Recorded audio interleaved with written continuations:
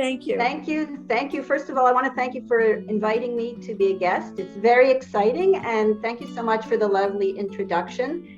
I have to start by saying I'm very disappointed because I was under the impression that we were going to have pina coladas tonight, ladies. What's going on? So I wanted to have a fun time with everybody tonight, but first, if you'd like to ask a couple of questions, and then maybe afterwards I can tell you a little bit about about the book and read a few jokes and so on. So I will ask some questions. First of all, why did you decide to write a book about humor during the pandemic? Great question. Well, I'm sure like many people, maybe all of you, I don't know, we're all different. I found the start of the pandemic extremely anxiety provoking for a number of reasons, all the change and everything. And I suddenly stopped working at the JCC, and I had a lot of time on my hands and a lot of worries on my mind. So I thought, even though the idea to write down some of these stories started a year or two earlier, I never actually thought of putting it all together until I found all this time on my hands. So that's when I started thinking, one of the best ways to get through difficulties in my life has always been through humor, even in the darkest times of life.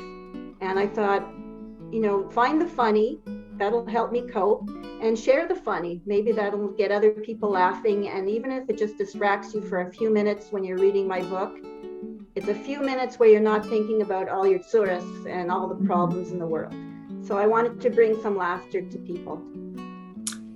And you wrote about a wide variety of topics. For example, your marriage, being Jewish, embarrassing moments in your life, your elderly father, your children, and your own childhood.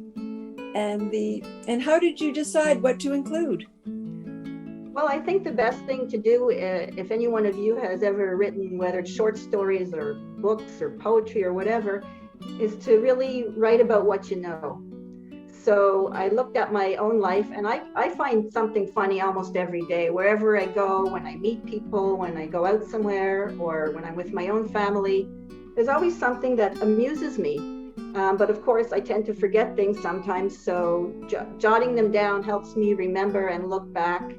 And so many topics. So of course, I know about my husband. We've been married for 30 years, or as the joke goes, 30 long years. And I have two lovely sons in their early 20s. One's in Israel right now. He's in medical school. My other one's home doing a co-op for the government. And unfortunately, my dad passed away this spring. But I wrote so many wonderful stories, and he was so excited to know that I wrote a book that included stories, and he was really a big inspiration. He had a great sense of humor. So wherever I go, like I said, there's so many things that just, even if they annoy me, I could find the funny, and that helps turn it around and helps you get through the day.